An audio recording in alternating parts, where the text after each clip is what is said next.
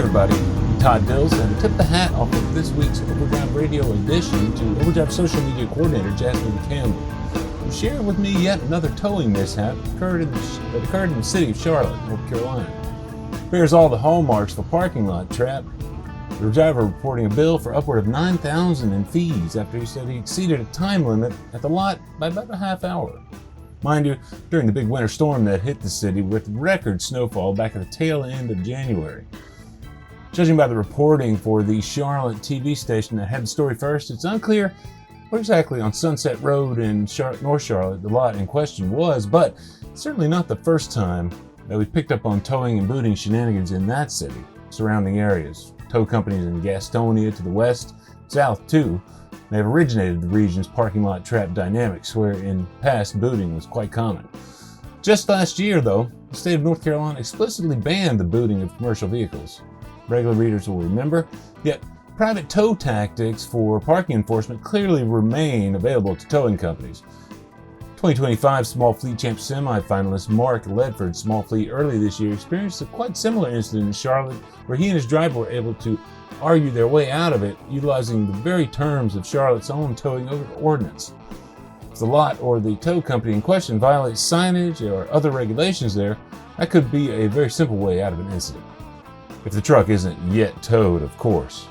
You'll find some links to the recent report, as well as Overdrive's guide to beating back outrageous tow invoices in the show notes wherever you're listening, in the post that houses this podcast for August 24th, 2026 at overdriveonline.com/overdrive-radio.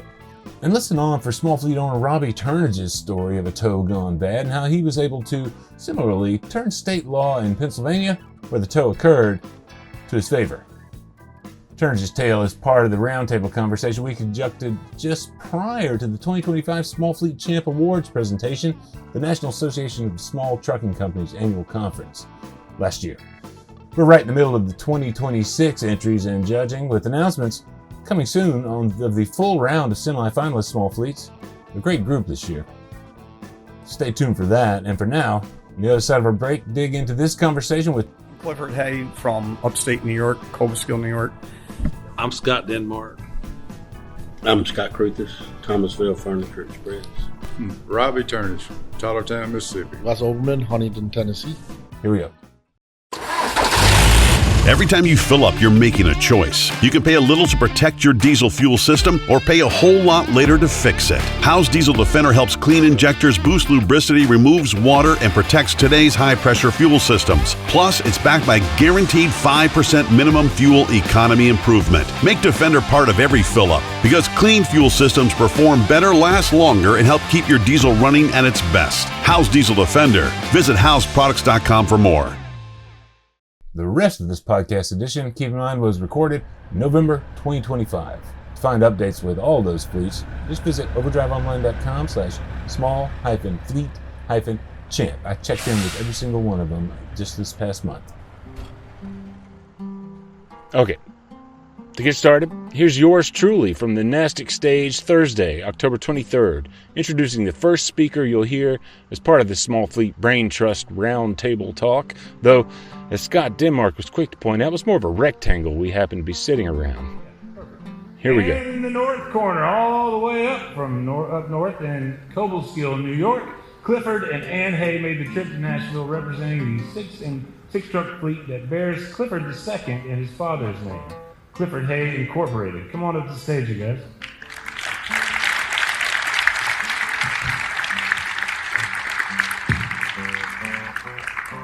Clifford Hay certainly brought a compelling story to us, sharing the history of the business. It's one of a big rebuild of the small fleet. After a fire more than a decade ago, took basically all the powered equipment and a garage. He's got no quit in him, though, that's sure, spurred along by needs of direct customers and for a real diversity of freight now, hauled with a big stable of 30 trailers. Lumber, dry van freight, indeed hay, too, seasonal. Clifford Hay grew up in and around the trucking business, with his father launching Clifford Hay Incorporated in 1972. He got his commercial license in 1985 and has been trucking steadily ever since. He bought the family business from his dad in 1999 as a one-truck, one-trailer outfit. By 2010, he did 4 trucks, humming right along when that garage fire took most everything. He learned a few lessons there about being underinsured, that's true, but he didn't let the setback define him. He credits his wife, Ann, and his daughter, too, for support, encouraging him to rebuild the shop and get the business moving again. As he told us, they just kept pushing me like, that's not you to quit. We know who you are. Who is Clifford Hay? One of his many direct customers considers him not only clearly a fighter befitting of a heavyweight trucking championship, but an integral part of that customer's own operation. A member of the team he couldn't imagine not being available. He lauded the tip-top equipment that Overdrive's also previously recognized with honors in our Pride and Polish truck show. Said that customer, quote, "I cannot imagine a more professional outfit. His trucks and equipment all look like showpieces, immaculate at all times. I don't know how he does it." Clifford Hay Incorporated, everyone. Clifford Hay from upstate New York, Cobleskill, New York. One of my challenges, I feel, would be tires. Okay. And tire expense, having road service come out. So we've tried to eliminate that. We do most of our own tire service, our own mounting, balancing. We use Centromatic balancers on everything. I keep spares all mounted if I got to go out on the road and do the service call myself instead of paying somebody to do it. That's what I've tried to eliminate. And I run winter tires and I run summer tires. Okay, so you made these investments to be able to do this work recently? Over the past few years, yes. Past few years? Yeah, okay. Correct. I mean, what kinds of investments do you put in to be able to do all that? Oh, different kind of jacks. Like I use all gray jacks items. I've used the golden bar for demounting the wheels and tires, right. And just try to make life easier as I get older. Right. Any estimates on, I don't know, what it's saved you since you started doing this? Thousands. Really? I mean, one road call one time was $1,800. Sure. So, one road call. Makes So, you in the wrong business when you get that big. Yeah. That's That's So- a fact. Yeah. And I feel, running where we live, winter tires and summer tires, you get more use out of your winter tires. Yeah, You can that's have a longer longevity of them before you're out of them. Right. Thomas used to do that all the time. Winter tires, I run all Michelin XDN2s, and then summer tires, I run Steers. Yeah, right. Scott and Scott. Would you introduce yourself, Mr. Denmark? I'm Scott Denmark. I'm Scott Cruthers, Thomasville Furniture Express. I don't know. I ran companies so long before we started our own. It's like no surprising issues. It's all stuff we budgeted for, knew going in. There's things that suck. Like this year, insurance this year, just because North Carolina, I don't know if it works this way. North Carolina directs how much they can charge. Sure, right. So, right, They this changed the max. their schedule, yeah. Oh, they allowed the carriers to up the liability for trucking 35% this year. Wow. Our overall went up 27% this year. And that's I mean, we're making money. We do good. We're tight with our money. We're very small. There's us two, and there's three girls in the office, and we do LTL trucks, which is 20, 30, 40 shipments per load. So it's a lot of paperwork, a lot of dock workers, and so we keep our overhead low. It's just like you get that, it's a little kick in the teeth because in today's economy, you can't start raising rates on people. They're like, nah, I don't think so. So you look and go, there's $100,000. You're just gonna suck it up, Buttercup. Like, whatever happens. We've done good. We've had 4 great years. We just started with it. If I'll go south tomorrow, well, I hate that happening. I just refuse to stress over it, man. I'm just too old to. Scott. I remember you saying to me though that you've been getting like surprisingly good renewals up before. I mean, this has happened since we talked. I think everything came down. Except for the liability went up. So our overall went up 26 point something percent overall. Yeah. But everything's come down because our record is so good. But, it's not that they're not making money. It's that North Carolina Insurance Commission says, well, you're right. You guys are way less than other states. So we're going to go ahead and give you the ability up to 35%. We're like, and they're making money. If they weren't making money, they wouldn't sell insurance in North Carolina. The people we got with now won't sell in New Jersey, won't sell in New York. Right. So they would just not sell in North Carolina if they weren't making money. So whatever. There's not many insurance companies that'll insure you in New York. Yeah. Fraud and shysters, and it's been blessed. We've been totally blessed with great people. I got an office manager that will call me 3 or 4 times while we're both here because we're on hands. We're it. I mean, he takes care of the maintenance and some other stuff, and I take care of the operations. I post all the checks, which is when you're doing LTL, it's a lot of checks. Yep. We have up to at any time 1,500 open customers. Yes, tons of customers. So and she takes care of things while we're here because my wife actually works for us too, and she's here. So we're down to just the office manager, and my daughter, in the office. So they'll do good. They'll do fine. They got a guy on the dock that runs that end of it for us. I'll be on my computer later on today. I'm going to so we'll get back on. And in the other corner, out of the great furniture capital of the world, state of North Carolina, in Thomasville, near Greensboro, is the near 30 truck fleet of Thomasville Furniture Express, or TFX, helmed by a pair of owners who happen to share first names, Scott Denmark and Scott Cruthis, joined on the stage by their better halves, Jana Denmark and Billy Joe Cruthis. Come on.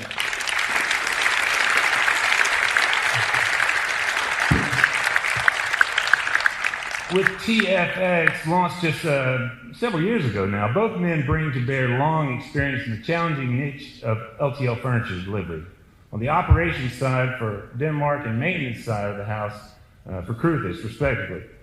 After meeting early on in their career when they were both owner-operators and truck drivers, the pair joined to launch TFX after work together at a furniture hall fleet that was sold out to a bigger business.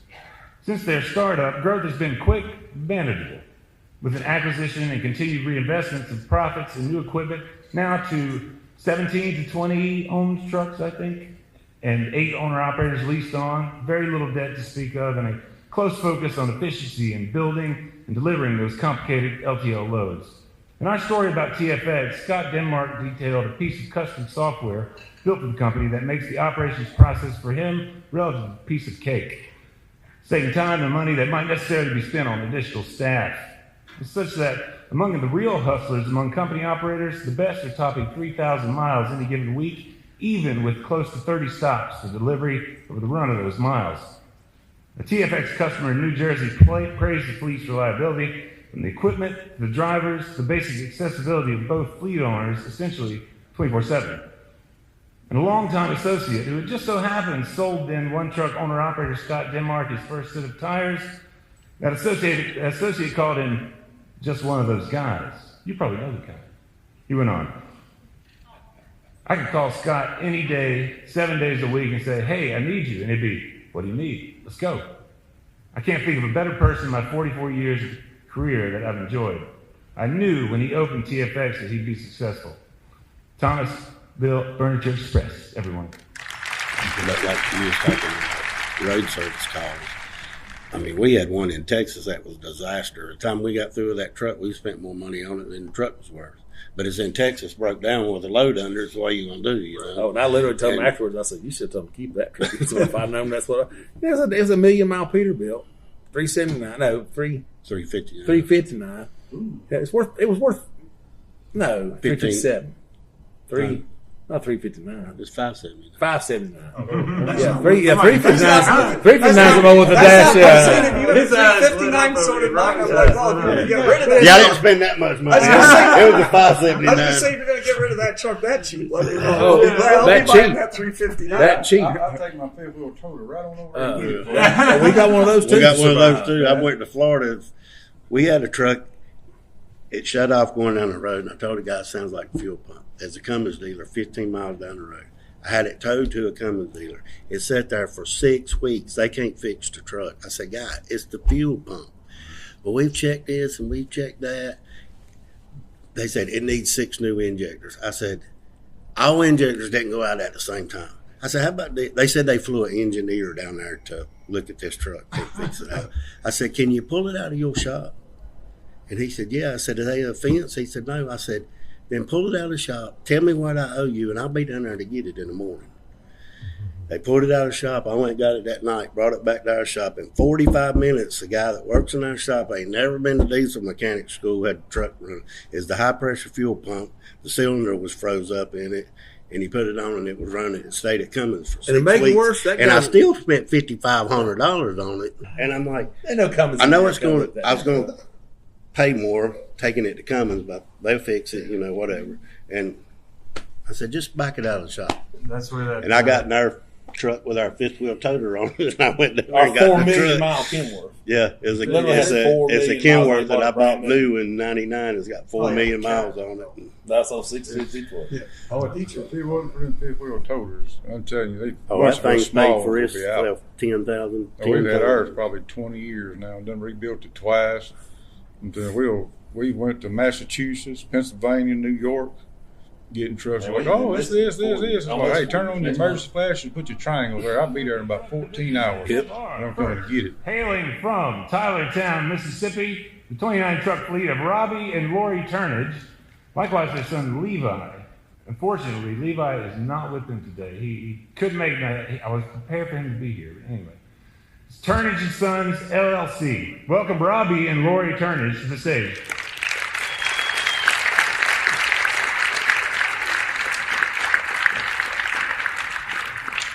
So Levi's not here, but Robbie and Levi represent the 4th and 5th generations of the Turnage family who've made their livelihood hauling milk out of and into the region around their hometown.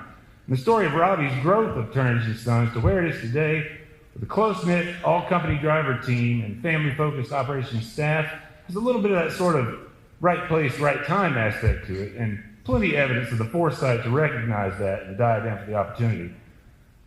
Robbie committed early on with the dairymen in his area to serve the organic milk production niche, which has only grown in a couple of decades he's been in business himself. He grew the company well above 30 trucks at one point, but in some ways he settled back into that sweet spot at 29 today with a clear focus on laying groundwork for that next generation coming up behind him. Represented by his son's close involvement in the business today and in the shop for many years now, though he's a grand old age of 19 or is he 20 now? He's still 19. Okay, 19.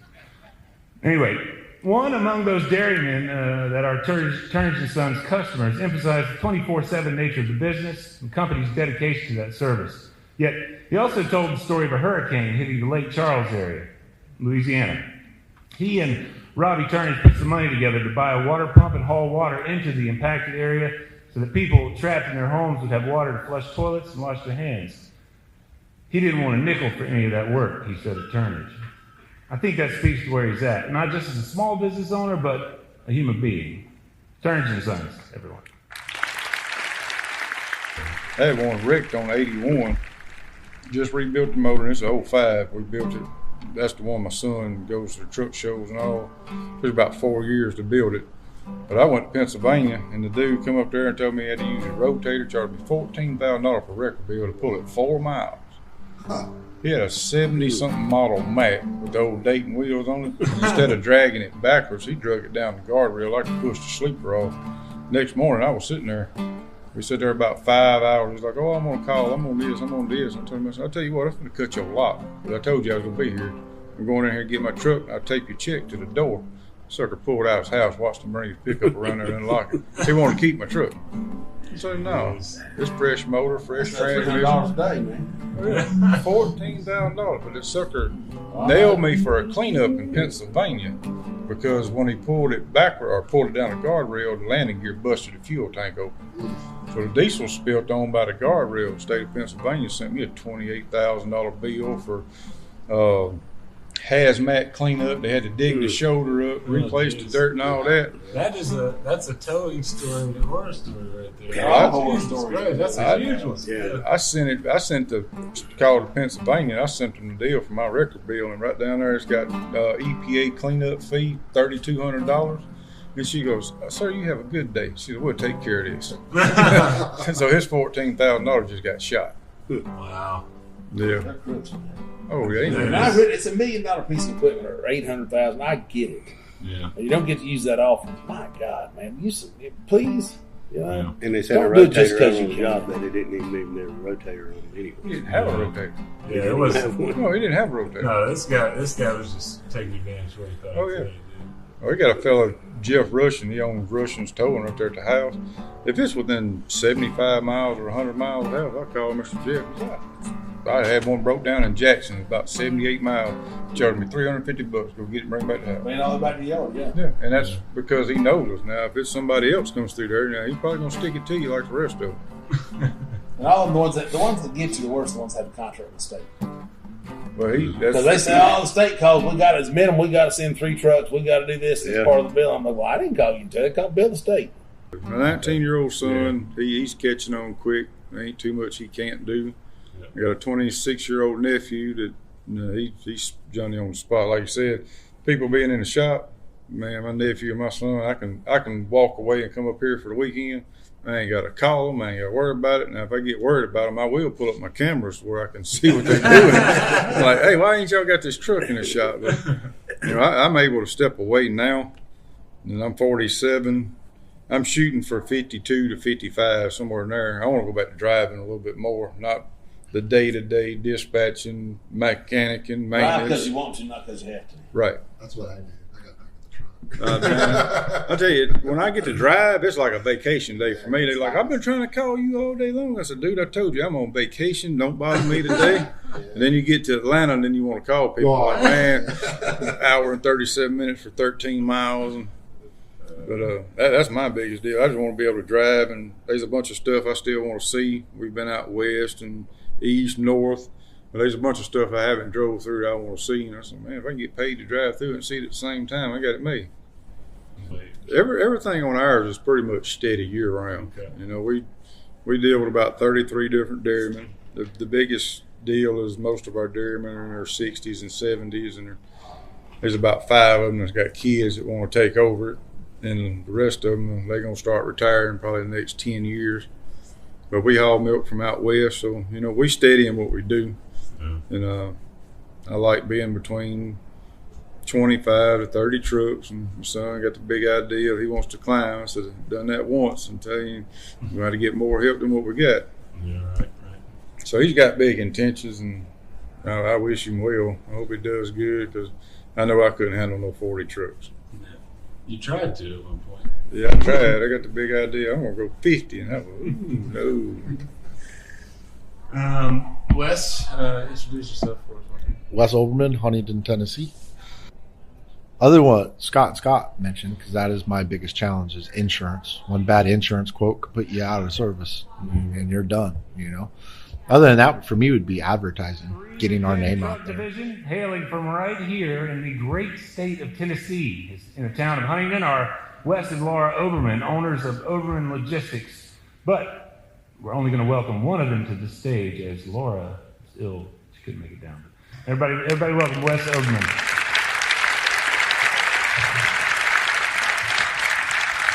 So the way we place small fleet champ entrants in the categories is by size at the end of the previous year, so that'd be 2024. When Oberman Logistics was nominated, it was sitting right at 9 trucks. But Wes and Laura have accomplished something relatively few fleets have done in 2025. They contracted with 2 additional leased owner-operators this year, bringing their total operation up to 11 trucks, including one run by Wes Oberman himself, leading by example for an all-owner-operator, mostly platform freight fleet.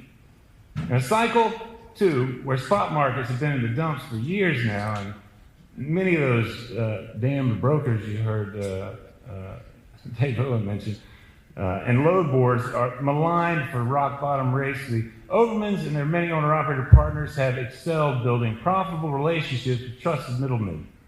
Like so many others among you, Wes launched his business with just a single truck, but with a simple-sounding idea to grow the business as a home for other owner-operators, just like him. Transparency and simplicity in the deal for owner-operators was the goal, and he's achieved that so far in spades, in part also by demonstrating real skin in the leased owner's game. One of Oberman's contracted owner-operators who's been around the block in lease arrangements over a more than 30-year career illustrated that by noting that Oberman has to be, quote, losing money on our insurance, given the inexpensive nature of a minimal weekly chargeback to leased owners there. That owner-operator went on to call Oberman Logistics, quote, the only place I've ever been that I've never had a complaint. The best thing I can say about these two, Wes and his wife, Laura, they're the most honest people in this trucking racket I've ever met. The honesty's working for profitability, for growth, for team building, despite market difficulties. Wes Oberman, Oberman Logistics. Having people find out and wanting to come on board with us. Yeah, that's our biggest thing. I've spent so much money on advertising. I do it all myself, right. So it was a huge learning curve at first, and I'm sure I wasted quite a bit learning at first. I think we got it down kind of, though. But what are you doing? You're trying to reach, and in particular, you're trying to reach owner-operators that want to lease somewhere. Yes. What did you do? How have you kind of refined the process for yourself? Like what venues are you using? Well, we advertise almost everywhere except for TikTok because I'm just old and don't know really how to use it. Don't want to record videos of myself. But we use Facebook, Instagram, X, Reddit, all those. A lot of the social media accounts. Yeah, the main one being Facebook. Right. Yeah. The older generation uses Facebook more, and that's kind of who we want to attract. Next question. We went back around the round table, or rectangle table as it were, with each owner's best piece of advice for owner-operators considering expansion of the business long-term, or truck drivers mulling trucking business ownership themselves as part of a future in trucking. To start, 6-truck fleet owner Clifford Hay offered this bit of business brass tacks. I'd say keep your debt down. Okay. You don't need a big fancy truck to start out. I went 11 years before I even bought a new truck. Everything I always had was used. Right. The only reason I have new trucks now is because I don't like their dependability. The new ones are not dependable, but that's why I try to get rid of them every 5 years. But before that, I like the old trucks. You could buy a good used truck and keep going and keep your debt down. For a new guy, if the new trucks are only reliable for when they're under warranty, and you don't have to pay for the problems. Well, most of the used trucks they have fit that category of truck as well. Correct. What are they going to do? You find a real old truck. Yeah. Well, you better learn how to work on one. I feel get an older truck that you know how to work on it, and you don't have all the emissions and stuff like that. I mean, the motors on the new ones seem reliable. It's all the emissions. And the check engine. The emissions that mess the motor. Correct. That's all the ancillary stuff around it. Right. But the new turbo on an ISX, those new X15s is what? They're like $8 grand. Like $8 grand for a turbo. You buy a turbo for a 6-series G for $850. I mean, it's like so. What we had was a bunch of not X15s. The X15s, ISXs. I had one. I got 5 pack cars. I had 5 Cummins. I'm down to 2 Cummins because the other 3's got Caterpillars in them now. I retrofitted them. They're 14 models. I had one dang pack car went out, and I called Peter and said, "Hey man, I need a turbo." "Oh, okay." He told me the turbo was like $7,800. I was like, "All right, well, do you need the actuator too?" I was like, "You mean to tell me the actuator don't come on the turbo?" "Oh no, the actuator's $1,800 more." Picked up the phone. "Hey man, send me an aftermarket. How much is it?" $3,800. Had the actuator and everything, so it could run like a sewing machine. Yeah, the first truck I ever had, you could rebuild the whole engine for $3,500. Old style Cummins, the 350 cams. Yeah.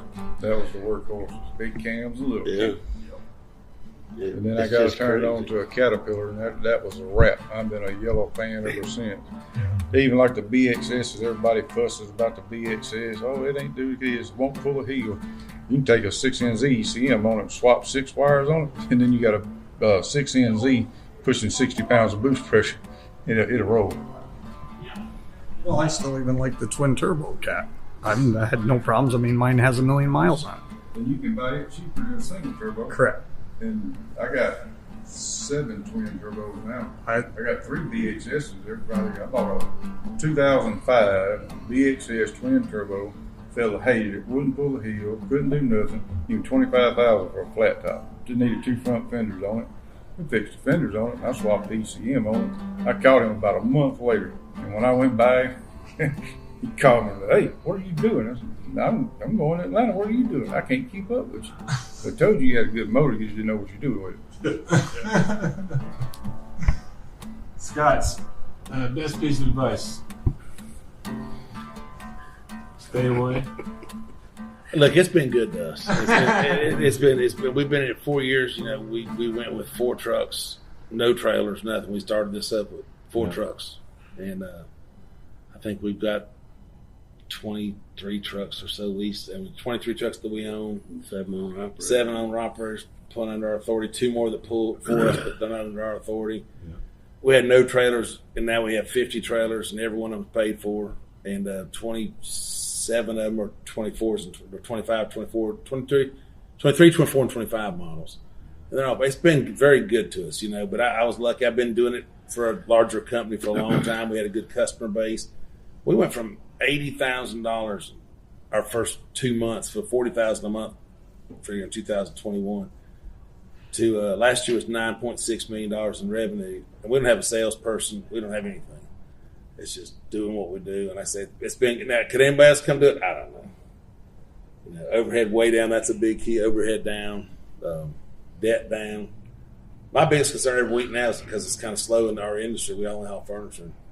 You know, make sure everybody has a paycheck, you know, as opposed to, our actual overhead on you found $10 million revenue. Fixed overhead was pretty low. I mean, we have a big warehouse we got to rent because we're LTL. We got to, but our truck payments, because we do have some new trucks now. We were everything was paid for when we bought all new trucks. Yeah, everything's paid for except for them trucks. Mm-hmm. Right. We've been blessed. I don't really have anything negative to say about it. It's just sometimes, you know, because this dummy right here called me one day and said, I'm just going to business service. I'm trying to make other people rich. Let's do it ourselves. So every once in a while I got to come up and thank him for making me rich. Pretty sure I still make less money, but I'm rich, I feel. You know? The biggest deal is just don't jump in head first. I mean, it's one deal. I got 3 drivers that's worked for me. The oldest one was with me for 8 years. He talked about buying a truck. So, hey, you know, we're going to coach you into it. So I've had 3 drivers that work for me, and all 3 of them own their own trucks now. But they started off with a 2004 Pete. The other one bought a 2005 Kentworth. One of them's flatbed, and the other's hauling oil for Big 4. And the last one, he just bought him, and he went and bought a 22 579. That's like, I sent him pictures of this, and like $20,000 here, you know, $15,000. Man, I said, you're going to put some work into it. I said, but if anything goes wrong, I said, it's a whole lot easier to pay a $15,000 bill than go buy something that's $80,000 or $90,000 because you got to work regardless. Right. So we found him a 579 for a good price, and you know we kind of coach him in. I told him I'd help him get his feet, you know, wet. Don't run off and go crazy, and that's the biggest deal. I've been in it since 2006. Me and my wife started one truck in 2006. We went up to 41. Then I kind of lost my mind for a little bit. We went back down to 25 to 30. Now we'll buy 1 or 2 here and there. I bought 2 Freightliners. I'm Peterbilt. First truck to last truck was Peterbilt. But I bought 2 Freightliners because they had cats in them. The man wanted $5,000 for one with a 2WS and $2,000 for the other one with an MXS. Had to drive to Texas to get it. It's like, man, you're talking about a $12,000 motor. And it still runs. And so I brought both of them. I said, well, when Cummins go out, I'm going to put Caterpillars back in there. So I've accumulated some over the years, but I've never bought anything new. Everything's used. Right. Grandpa gave me my first truck, and I think we was at our 10th truck before I ever went to the bank borrowed money. And that's because we started, you know, climbing. Right. And right now, the 3 2019s is the only thing that the bank's got. I just ordered 2 new milk trailers from Mac LTE, tried them out, had light packages. Those are pretty expensive. 120 grand a piece. And I got 29 trailers. Are they refrigerated or just insulated? Insulated. Just insulated like an orange juice trailer, same thing? Yep. Food grade. Big thermos bottles, all it is. Okay. You know, all the ones I bought before, I get them from SEMO out of Perryville, Missouri. They refurbished, and you know, they 2004, 2005s, and I said, well, we're gonna keep going. I'm gonna invest more in the trailers than I am the truck because I don't like the pack cars and the Cummins, just like the old NTCs and stuff like that. That was good motors. I said I'd just rather spend the money and fix the old stuff we got. I try to send one every year. We'll send it to the body shop, maybe go from front end to back end, paint it whatever color the driver wants. And I had Alan Fortenberry, he had one in Tell you, this fella keeps his truck clean year round. I told him, I said, I'm going to paint it. It was white with purple fenders and purple top. He's like, I think I'm going to leave it white, and I'm going to do the legendary red and red. I said, Father, it look good. Went over to the paint shop to pick it up. It's 3 different colors of green. Dude, what happened to the red and white? Well, I saw this color. I like it. I said, I don't care. He takes care of it. So, the drivers, they take care of it. And several of them, that's their goal. They kind of take a little tutelage, kind of share some insights with them, show them what they need to be doing. And, right. Some of them are dying to own a truck, but we got guys making. We've got several guys making $130,000, $140,000 a year, and they're home 2-3 days a week and home on weekends. I'm like, and you want to go buy a truck somewhere?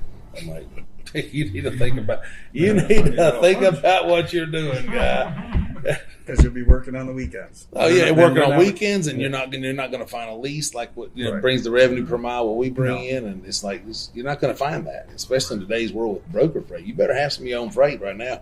To anybody who doesn't have their own freight, stay out of the trucking right now because you got broke. Well, take it slow, ease into it, learn. The more knowledge you get before you make the jump, the better you're going to be. You followed that advice. I was speaking to Wes Oberman, seated at my right, who'd been quiet this go-round to now. His own story was indeed a test case in sitting back, learning the business, or as much about it as he possibly could, before deciding on a location in the country to base the business, moving there, and buying the first truck and optimizing his own one-truck operation before beginning to bring on other owner-operators in the mix. Though he came to ownership at a different time than the present, with a much better spot market when he started than what's commonly seen these last couple years with the load boards, he's at least proof that, unlike Scott Denmark warned, you don't necessarily have to have your own direct freight to get into the small fleet game with success. Wes Oberman's advice to aspiring owners was of a piece with his own experience, prepping for that big move. Make sure you're prepared. Yeah. You're really prepared. I see too many owner-operators, because I would deal with owner-operators every single day. I see too many of them just go out and buy a truck. And they don't have their ducks in order. They spend their last penny on a truck, and they got $2,000 left in the bank, and they're one breakdown away from going out of business already. Yep. And that happens with, I'd say, at least 75% of owner operators out there. And my advice is you need at least your biggest repair sitting in your bank account plus 6 months of living expenses before you could even think about buying a truck. And that's after you bought your truck and got your business up and running. Other than that, you're just setting yourself up for failure. I mean, can you make it? Yeah, you can if you're lucky. If you got that lucky truck. Scott Denmark emphasized, too, that tried and true reality that a big settlement check isn't fundamentally a paycheck for the business owner.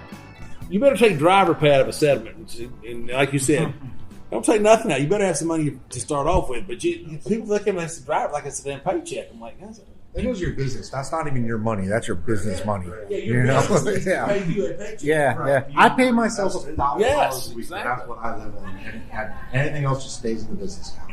Yeah. I don't touch It's it. a good approach. I mean, thinking about when you're first starting out as an owner operator, it's like thinking about yourself as an expense for the business with the way You're an employee. with the way that you pay yourself. Right. Would be a way to just kind of set you up to take the next step with the people that you're ultimately going to bring on if you're bringing on more trucks in the future. You're talking about being an employee. When I started in 2006, I put myself on a salary, and I still got the same salary I had in 2006. I still got my same one for 2009. $1,000 a week. That's it. We started with nothing. We didn't draw nothing for 6 months. Yeah. The deal we was in, I borrowed money from my grandpa. Basically, it packed my fuel for a month because the company I started out with running out over the road. Basically, they bill from the 1st to the 15th. You bill it on the 20th, where you get paid on the 15th, so you're 45 days behind. So he packed my bill for the first 45 days on my fuel, and as soon as I got my first check in, I paid him off, and we ain't slacked up since. Then it was employee ever since.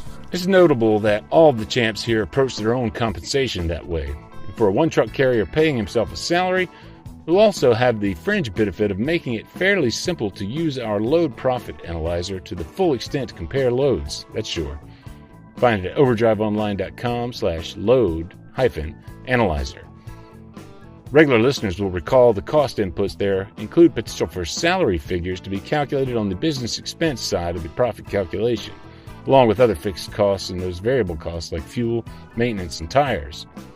In any case, that's a wrap on this roundtable with our 4 Small Fleet Champ finalists at competition sponsor NASTC's annual conference a couple weeks back.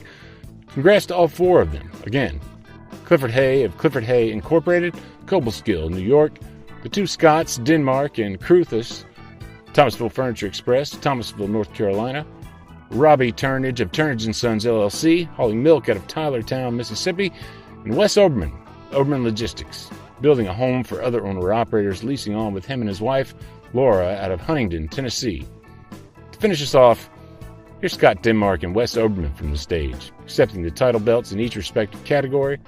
Though again, margins were tight, and all 4 of these are truly heavyweight trucking champs, as far as I'm concerned.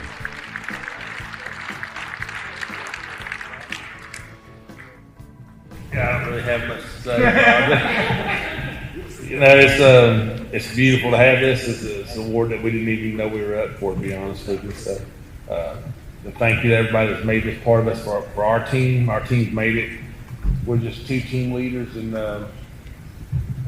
it's definitely our office manager, Stacy, and our warehouse manager, Tim, and they make it happen. We could be here for a couple of days and be gone because, as you know, we met earlier today. It's like it's nice to walk out of the office for a day or 2, and they make it happen. Thank y'all. Thank everybody.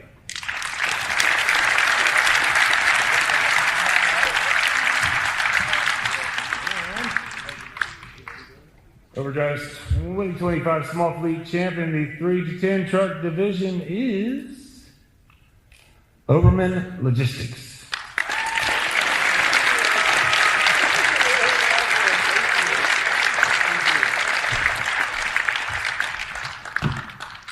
I didn't think I was going to win, so I don't have a speech prepared. But I would like to thank NASTC. We've been with NASTC since day 1 of our business. Their fuel card that they offer is second to none. I'd also like to thank their insurance department. We mostly worked with Mike Jordan and Sherry, and without them, I don't even think we'd be around at this point. Also Stacy and Prepass, she's helped us a lot as well. And my wife, she can't be here, but she does a lot of the work. Well, thank you.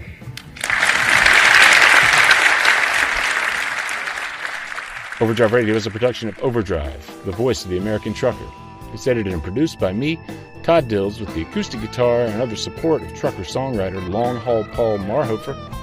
The theme is Legend of the Snake Man by Marhofer, featuring the guitar work of Travis, the Snake Man himself, Whammock, Terry Two Socks Richardson on bass, keys by Tishomingo Jim Whitehead, and on drums, Andrew Marshall. The podcast is backed up further by Overdrive's own social media coordinator, Jasmine Campbell, senior editor Matt Cole, executive editor Alex Lockie, and video editors Lawson Rudisell and Andrew Glenn. We'll see you next time.